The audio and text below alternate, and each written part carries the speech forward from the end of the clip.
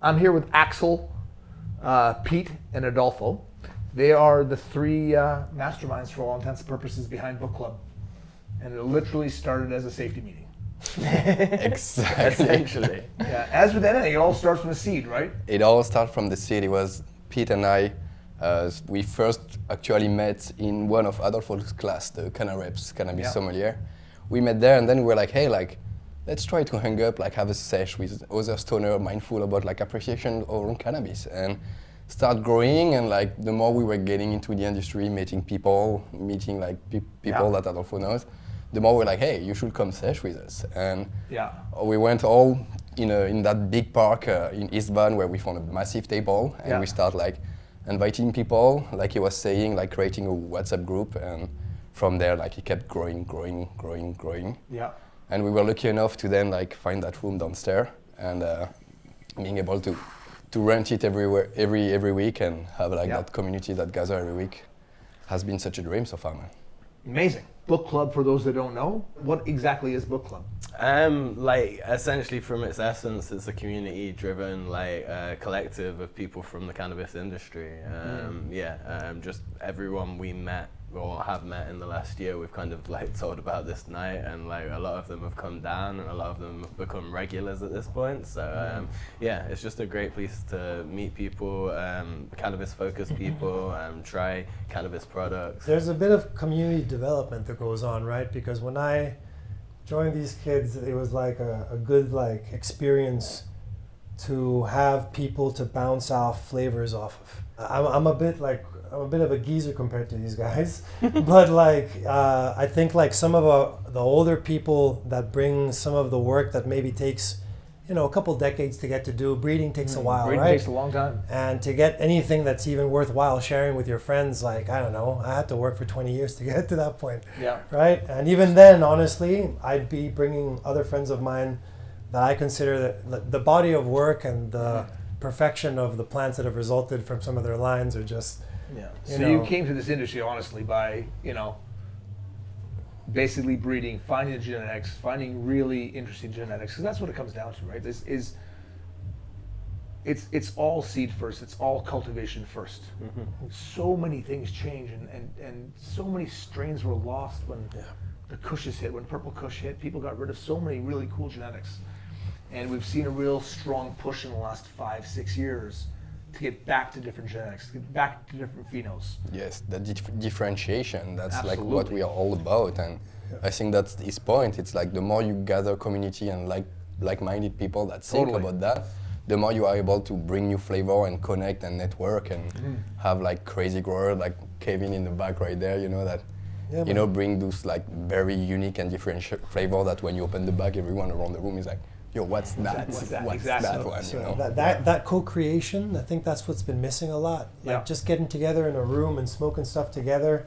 These guys have already started collecting their own seed stock. They're already developing their own style. Yeah. And for me to see people that are coming up that are actually working at the root is really important. And to all of us share our work together and to decide as a community what the fire is, right? Because I think I'm a fucking awesome breeder, and probably so do you. And you guys are going to think the same thing in a couple of years.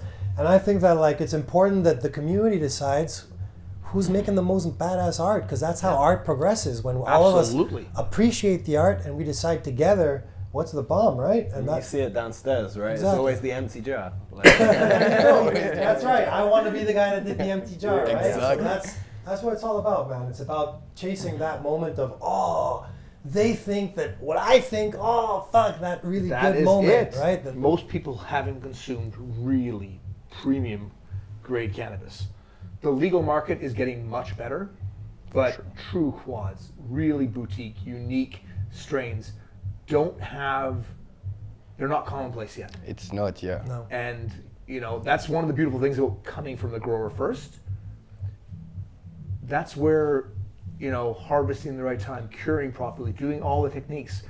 You just can't, from a commercial garden, guarantee a lot of the times that they're not cutting corners. There's a lot of good breeders in this region, okay? The people that we consider to be the best in BC are some of the people that we're working with, young and old. Old, for example, Ryan Lee, one of the people I look up to the most in the breeding world. And young, Cactus Genetics, Jeremy from the interior. This guy's really making some fire. We're breeding, we're making stuff, but honestly, we're working around people that we think are real rock stars, and we're bringing their plant, the original cut from the breeder, to a grower, and not spreading that cut everywhere. That's our strategy. That makes it boutique.